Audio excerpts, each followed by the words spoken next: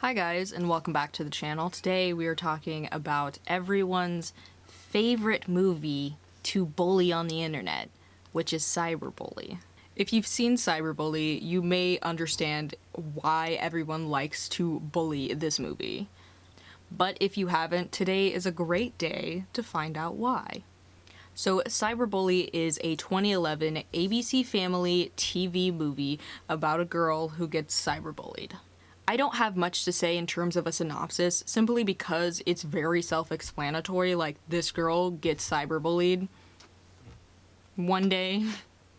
In the opening scene, we see Taylor IMing her best friend, Sam, before she goes to school, and I'm not really sure why they IM each other. I understand this is 2011/2010, but I don't really understand why they're IMing each other when they have cell phones and they could just be texting each other. Especially because it doesn't seem like IMing really has any difference to texting. Like, I understand if you have a particular app that you like to message your friends through, or if you enjoy something like Snapchat where you can send, pictures of yourself or videos of yourself, that makes sense. But when it's straight up just messaging, I don't know why you would go through the effort of IMing someone at a physical computer when you could just text them on your phone. Still, besides the idea of IMing someone before school, the other thing that just dates this movie so badly is the song that they have playing at the beginning.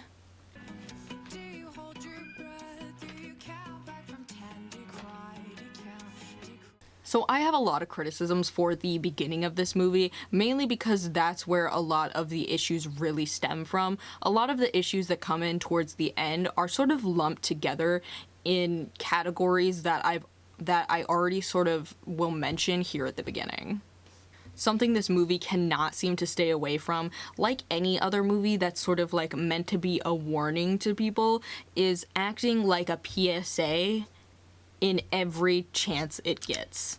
More so, we get a lot of like the PSA type of material that comes from the mother. Like, literally in the first scene, when Taylor is IMing with her friend, her mom looks in on her and like starts reading her messages, and she's like, "Who are you calling a brat?" And Taylor's like, "Oh my god, mom, let me have some privacy, like, don't worry about it." And her mom's like, "Nothing you do on the internet is private." And like, yes, media and internet literacy is very important, but also, like, when you say things like that, it's not helpful. Something that I've learned as an autistic person is that a lot of times when you don't tell people the why, or you don't give people clear instructions, they genuinely have no idea what to do with that information. So, like, her telling her that, like, what she does on the internet is not private does not help her understand why she shouldn't call people a brat. Moving along, like the title implies, there's bullying in this movie. And even though I wouldn't have considered myself to be bullied in school, like, I think we all sort of know it when we see it. And in this movie, the bullying is really strange. Like, I understand that this is ABC Family, so they can't, like, really, like, show somebody, like, getting the snot kicked out of them, like physical bullying and stuff. But at the same time, their portrayal of bullying doesn't make any sense. So when Taylor gets to school, she's confronted with this girl named Lindsay, who seems to be like a popular girl who always has friends hanging around her, and they sort of like make fun of her outfit. So part of what I think makes the bullying in this movie extremely inaccurate is the fact that it's coming from a girl who's doing it explicitly.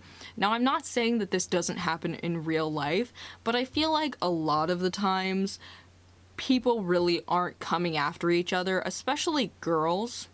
I think we all know that girls are more likely to do more underhanded things and more manipulative type of bullying rather than just explicitly, like, shouting names at people. The other thing that immediately stuck out to me about this bullying, and I think what everybody else has sort of mentioned when we talk about this movie in particular, is that the bullying that they do is like the weirdest form of harassment.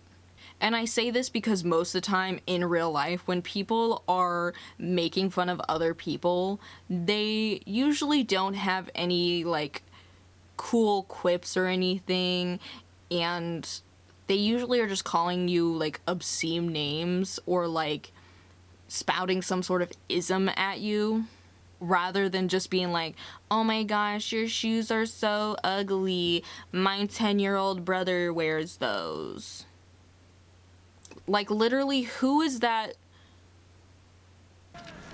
My brother wears shoes like that. He's 10.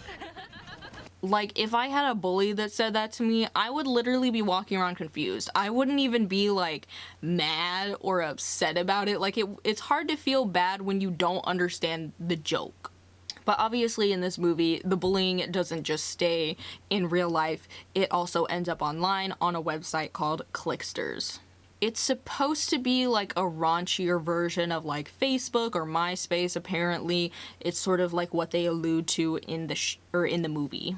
So part of the beginning of the movie is that it's Taylor's birthday and her mom got her her own laptop, which means she can use the internet in private. It also means that she's allowed to join Clicksters.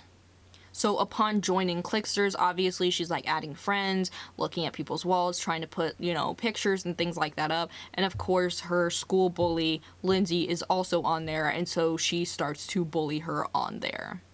She writes a mean comment under a photo of her and her friend Sam, saying that they are Lardo and Dogface, which Taylor surprisingly just brushes off, and her friend just laugh about it. So after joining Clicksters, we run into a myriad of problems. The first one is when she gets hacked.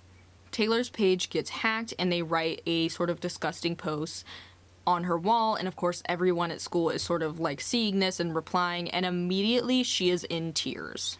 And it shouldn't be funny, but her being in tears while her mom reads out what the person who hacked her account wrote is just hilarious, because it feels very much the way that, like, if you've ever seen like Hanson versus Predator or something like that, where he reads the chat room chats and he's saying like the most disgusting things in like a monotone voice, and the mom does the exact same thing. I'm a naughty bad girl, someone should spank me.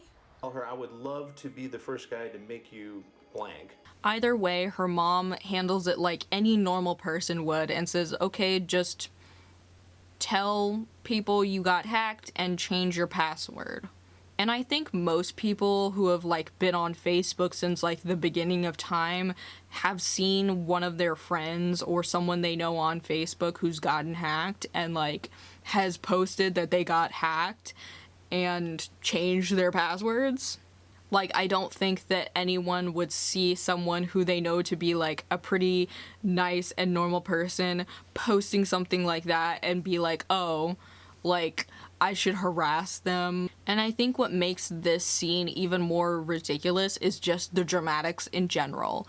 Like, even though her mom is very calm, like, I don't know, the audience would be, she's very upset, she's in tears, and at the end of the scene, we get this, like, tearful look in the mirror from her, just, like, contemplating life.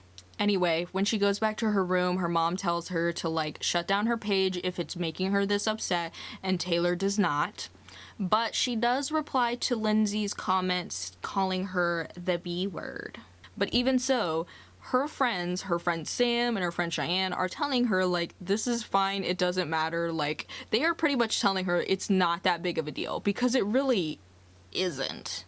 Anyway, the next scene we literally find out that it was her brother that hacked her, which is really weird considering the thing that they put as, like, the message that she got hacked with. Like, that's really weird, but either way, this particular incident is like the catalyst that makes her obsessed with looking at Clicksters, seeing who's talking about her, seeing what Lindsay says, seeing what her crush is thinking, and like interacting with him and like wanting to portray herself a certain way online.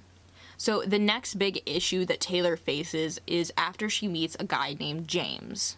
Online, this guy named James sort of approached her and seemed like he was really deep into poetry and just seemed really sensitive, and so she really liked him because she thought he was cute and sensitive. However, in a turn of events, this guy decides to write on Taylor's wall that they slept together and he got an STD from her. This is now the second time that Taylor has cried about something happening online. And honestly, if that happened to somebody and honestly, I could see how that would be kind of upsetting, but at the same time, like, you can always just, like, write on your page, like, that's literally not true.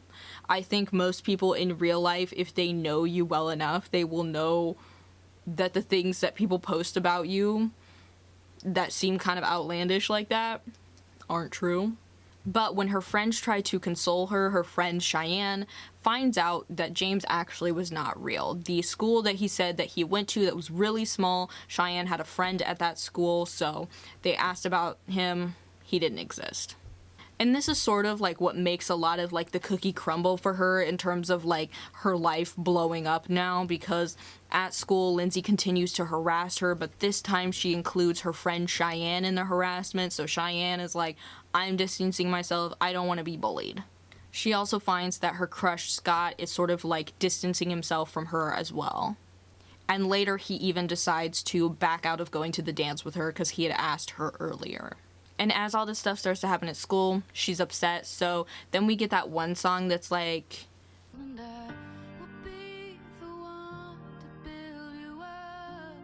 you know that one song? I don't know who it's by, but I've heard it before. But Taylor cries alone in the locker room to that. And honestly, if you think about this in the perspective of like being a teenager and like all of these things that you feel are really important that are happening, like I could see how this would be really upsetting. So from her perspective, she doesn't really have anyone left to talk to. Her father cheated on her mom is too strict and would just tell her to like shut everything down, her brother betrayed her trust, her friends are distancing themselves from her, she's getting bullied, and both of the guys she likes have essentially turned on her. And when Taylor comes home upset, this is when her mom finds out that, like, she's still been using Clickster and she hadn't shut down her page. And this is also when we as the audience find out that Sam was the one who was catfishing her. And this also kind of makes sense how, like, the change in James sort of correlates with what happens between Taylor and Sam. Essentially, there were a couple rifts between Taylor and Sam because Sam had essentially dated this guy on, like, the football team. I think it's football. But she'd essentially, like, went on a date with him, they had slept together, and then he didn't call her back. Taylor doesn't really show much sympathy or doesn't really try to be gentle when she talks to Sam about her crush, Scott, who happens to be friends with the guy that she had dated. So, like, when Taylor shows interest in Scott and talking about how sweet he is, how nice he is, Sam doesn't really want to believe it. She's kind of wary of him. And honestly, some of the information that we find out about him later and his actions later, like him essentially not wanting to go to the dance with her after seeing stuff online, like, I would be wary of him too. Like, what kind of person, like, thinks that their online presence is, like, more important than, like, the person that they know in real life, you know? Either way, this prompts Sam to create this guy, James, who she's like, you know, is so sensitive and a real nice guy, so, like, he's the one you should go after instead of a jerk like Scott. And of course, whenever James turns on her, this is because Sam was badly hurt by something that Taylor said. So the straw that breaks the camel's back for Taylor is when she finds out that there's a video about her posted on Clicksters. She immediately runs home to see this video, and essentially it's like this girl wearing a mask of her face with like a balloon under her dress, and she's like essentially supposed to be like a sex worker, like on the street, and it's just, I don't know, it's just really weird. And towards the end of the video, like, the girl gets really close into the camera and she calls Taylor a whore. And the way she says it sounds exactly like this guy from a commercial in my region that, like, I cannot unhear. Little whore. Call now. This is the point at which Taylor essentially breaks. She's breaking down crying, and she decides to make essentially a goodbye video. She posts it, and this is when she sort of paces around, contemplating life, just sort of like crying, breathing heavily, you know, having, I don't know if you would call it like an anxiety attack so much, but like something along those lines.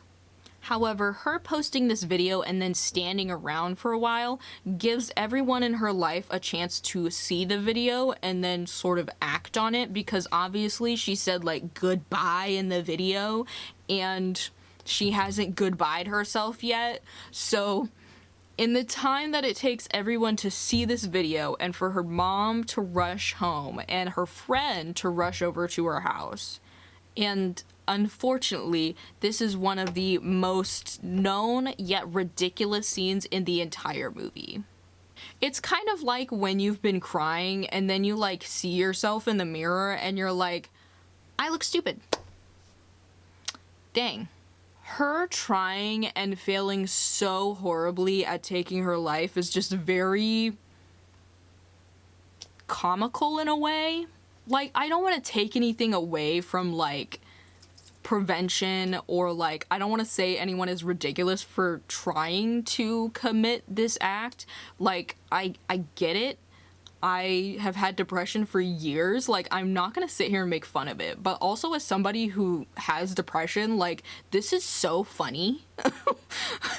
But essentially, in this scene, it, like, builds up to her family and friends sort of like looking for her, and they find her in the bathroom and she's trying to get the cap off of a bottle of pills, and they end up just spilling everywhere.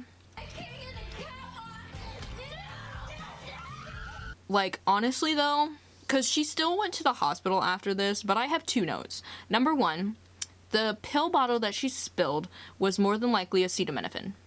And if you know what acetaminophen is, or the, like, brand name Tylenol, you know that even if you take a whole bunch of those at the same time, more than likely you would just be in severe pain and just need to get your stomach pumped. So I don't think that you could off yourself with just taking, like, 20 acetaminophen at the same time. Like, I think you would just have a severe stomach ache and, like, maybe some pain.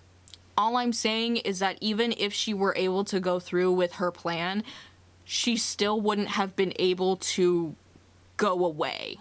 Also, during the scene, all I could think of is that they had, like, the gurney out, you know? Like, they were ready to take her, like, into the ambulance. Do they, like, physically lift her, like, do they just put her on the gurney anyway if she's, like, physically fine because she didn't take any pills? Or, like, did they just, like, walk her down and then, like, put her in the gurney? Like, I just have a lot of questions about, like, what the procedure is there, because, like, why put her on the gurney and, like, struggle to get down the stairs and stuff if, like, you could just walk her out and then just drive her to the hospital? Anyway, at the hospital, this is sort of when we get a shift into a little more, like, active participation from the mom. She's talking to her friend Sam, being like, what has been going on? And Sam's like, this guy was mean to her. Everybody's being mean to her. And even earlier in the movie, like, her mom went to talk to the principal, and the principal was like, I can't do anything. I can't police what people do online. Like, I'm just a school principal, which is true. Like, it's not really their job to police what people do outside of school that much. Like, and of course, more of the last half of the movie is, like, the mom and Taylor essentially trying to, like, get justice for this bullying, and what they find out is that really, like, and even now, there's not really anything you can do legally. Like, a lot of the times, police really just, like, don't have, like, the desire or time to, like, investigate or really just, like, try to prosecute bullying or, like, cyberbullying or harassment and stuff. Like, even when it comes to, like, stalking cases, like, it has to be a really solid case with, like, lots of hard evidence for them to do anything.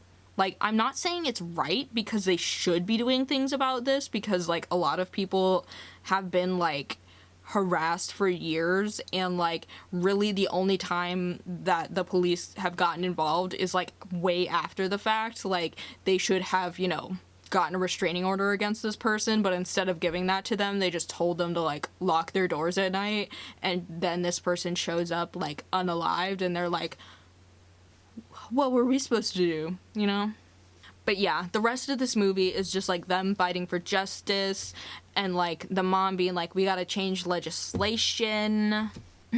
Taylor ends up going to like a group therapy where she gets to talk with other people who were like bullied online and stuff, and they share their feelings, and it's more like PSA type stuff, like learning about what it makes people feel like, and like what you can do about bullying online, and like, you know, stuff like that. We also, towards the end of the movie, get to see that Sam admits to Taylor that she was James, and of course this changes, like, the trajectory of their friendship a lot. Anyway, they decide to take their story to the paper since legislators aren't listening to them, and this is when they do an interview with Sam and Taylor about, like, the bullying, and, you know, this is when Taylor finds out that Sam is being bullied too. And in, like, the final scenes, they're back at school, they're, like, trying to hold their heads high, and then Lindsay comes at them with some comment, and Taylor's like, I've had enough. And Sam's like, I've had enough. And then they all are Radio Rebel, you know? They all stand up, and they're like, I'm Radio Rebel, you know? And as much criticism that I have for Scott, because he's kind of a wimp, I will say that he redeems himself in the end. Like the absolute icon that he is, he says, I've got to say, the way that you guys need to hurt people, it's like maybe you need to talk to someone, get some help. Like, slow clap, buddy, because, like, anyway, I felt that this movie was a little too real. There was something more here. So I looked it up, and it is loosely based on a real thing that happened. Ironically enough, they mention it in the movie, like they mention the real thing that it's based on, which is kind of weird, but anyway, I looked it up. It's based on what happened to Megan Meyer. She took her own life in 2006 because of cyberbullying. And at the time, Megan was 13 going on 14, and I feel like that sort of put into perspective for me why this story feels really out of place, and why, like, some of the dramatic reactions to things would make a little more sense for someone who's a little bit younger.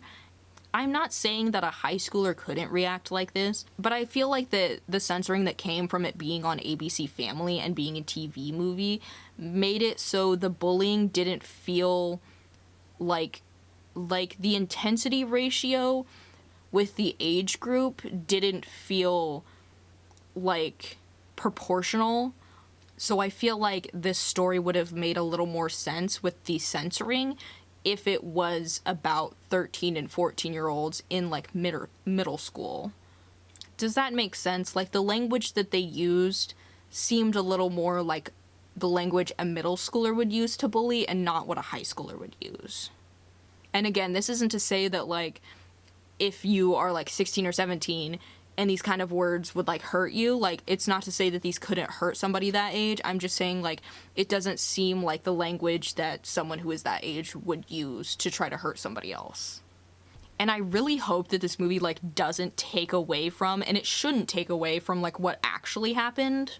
And it sucks that this movie is so ridiculous, and that's what makes me mad about making, like, fictional sort of, like, almost true crime stories about real things that happen, because when they get made like this and they try to be this weird, like, PSA, they end up being ridiculous. Anyway, my final thoughts. This movie is so fun to laugh at as someone who has suffered with mental illness their entire life, because, like, oh my god, it's one of those things where, like, if you've never had a mental illness or you've never been bullied, I feel like you're not allowed to laugh at this movie because you don't get it. I think the dramatization and just, like, general inaccuracies of how they portrayed things just doesn't do this issue justice. Anyway, I hope you guys enjoyed this video. I'll see you guys next week for episode 15 of the podcast, where we sort of talk about more stuff like this.